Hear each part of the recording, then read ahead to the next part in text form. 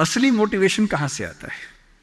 एक तो असली मोटिवेशन ऐसा नहीं होता कि एक साल में एक स्पीच सुनी, एक साल के लिए मोटिवेट हो गए, नहीं।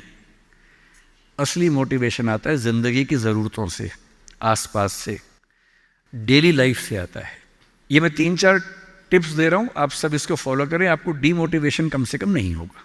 सबसे पहली बात, अपने आप से इतनी उम्मीदें नहीं पाल लेनी है जो पूरी नहीं हो सकती। और मैं आमतौर पर जब मोटिवेशन के लिए कोई मुझसे कहता है ना, मैं कहता हूँ बच्चों को मत बुलाइए, उनके पेरेंट्स को बुला लीजिए। पेरेंट्स को समझाना ज़्यादा ज़रूरी होता है कि बच्चों से इतनी उम्मीदें ना पाल लें कि बच्चों को जीना मुश्किल हो जाए। पेरेंट्स की एजुकेशन ज़्यादा ज़रूरी है। अगर आपने बच्चों से इतनी उम्मीदें पाली, इतना कंपटीशन में उलझा दिया, बेटा तुम्हें फर्स्ट आना है, टॉप करना है, 100% लाना है, ये करना है, वो करना है, आपका बच्चा कितना भी टॉप कर ले, वो कभी खुश इंसान नहीं बन पाएगा। और पेरेंट्स के लिए सबसे ज़रूरी होना चाहिए कि आपका बच्चा खुश रहे, ठीक इंसान बन जाए, आपके बुढ़ापे में आपकी चिंता कर ले, मन ही मन आपसे नफरत ना करने लगे। जब मेरे पास बच्चे अकेले में आके बात करते हैं, कभी कभी रोते हुए बोलते हैं मुझे अपने पेरेंट्स से नफरत है, नफरत। उन्होंने मुझे एक मशीन समझा अपनी इच्छाएं पूरी करने के लिए। मेरा मन था ये करने का, धमका धमका कि ये फील्ड दिलवाई जो फील्ड मेरा स्वधर्म है ही नहीं।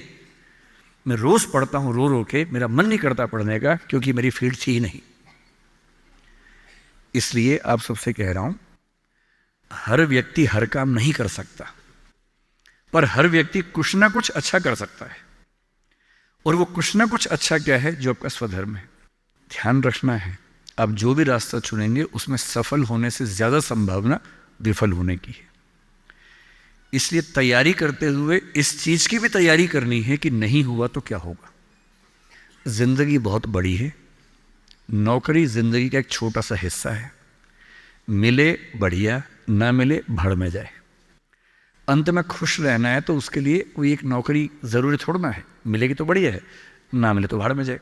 ये नौकरी नहीं तो कोई और नौकरी सही, कोई और नौकरी नहीं तो कोई और नौकरी सही, ऐसा क्या है? 1000 ऑप्शन हैं। तो खुद से उम्मीदें कम। दूसरा, अपने आसपास 3-4 लोग ऐसे रखिए जो कायदे के लोग हो। आपके जो दोस्त होते हैं ना, जो सबसे अच्छा दोस्त है वो पूरा दोस्त नहीं होता, थोड़ा सा दुश्मन भी होता है। हर दोस्त और दुश्मन का पैकेज होता है। वो आपसे जलता भी सबसे ज्यादा है, लेकिन दोस्त भी है। लेकिन जब दोस्त ऐसा होता है ना कि दूसरा दोस्त सफल हो जाए तो हमें जलन होती है, ईर्ष्या होती है, जो कि नेचुरल है। दुखी नहीं होना है। कोई दोस्त आपको पूछे अगर मैं सिलेक्ट हो गया तो नहीं हुआ तो जलन होगी, झूठ मत बोलना, बोलना हाँ होगी। इतनी नहीं होगी कि मैं तेरे खिलाफ कुछ काम करना चाहूं, थोड़ी होगी। ह्यूमन बीइंग हूं, ह्यूमन साइकोलॉजी है, तो मैं उससे कैसे बच सकता हूं। अपने आसपास 3-4 ऐसे लोग रखिए जो जनरली पॉजिटिव रहते हों, मनहूस ना हो। आप कुछ भी करने लगेंगे, आप कहेंगे मैं सोच रहा हूं कि अपना काम शुरू करूं, लोग कहेंगे अरे पागल, मर जाएगा, अरे पागल, तेरे खानदान में किसी ने किया आज तक, अरे तेरे बस की बात नहीं है, अरे छोड़ दे, तुझसे होगा ही नहीं, मैंने पहले ही कहा था नहीं होगा। इन मनहूसों से दूर रहिए। ऐसे 2-4 लोग जो थोड़ा पॉजिटिव हों और सोच समझ के सलाह दे। जैसे आप कहें कि मैं सोच रहा हूं कि मैं आईएएस से तैयारी कर लूं, आपका दोस्त कहेगी देख भाई मैं तेरे साथ हूं, सपोर्ट करूंगा, लेकिन ये 3-4 बातें हैं, पहले सोच लो। इन बातों पे अगर ठीक लगे तो आगे बढ़ो, क्योंकि लंबी स्ट्रगल है। हाँ, स्ट्रगल करोगे तो मैं साथ में हूं, कोई दिक्कत नहीं आएगी। तीसरा, छोटे छोटे टारगेट्स, छोटा छोटा कंपटीशन जीवन में रखिए। एक लंबी यात्रा एक झटके में नहीं होती है, बहुत छोटे छोटे टारगेट से पूरी होती है। जैसे मैं रोज 8 घंटे पढ़ूंगा, आज मुझे इतना सिलेबस कर लेना है, उतना कर लीजिए। एक टाइम टेबल बना लीजिए। टाइम टेबल हमेशा पूरा नहीं होता है, वीक में 5 दिन पूरा हो जाए सही है, 2 दिन नहीं होगा।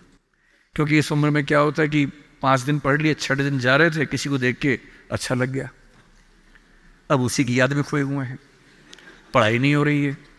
तो वो भी करना है ना, इंसान बने रहना है, मशीन नहीं बनना है। तो 5 दिन पढ़िए, 6 दिन मोहब्बत का रखिए, दोस्ती का रखिए, खेलने का रखिए, और इन सब चीज़ों को मैनेज करते हुए एक अच्छी लाइफ के साथ अगर टारगेट्स लेके चलेंगे छोटा छोटा कंपटीशन अपने दोस्तों के साथ करते हुए आगे बढ़ें, तो मोटिवेशन आमतौर बना रहता है। और जब जब डीमोटिवेशन ज़्यादा होने लगे तो मेरे जैसे किसी की बात सुन लीजिए, 1-2 घंटे के लिए गुब्बारा फूल जाएगा और 2 घंटे के लिए अगर उस फेज से आप निकल गए तो चीज़ें ठीक रहेंगी।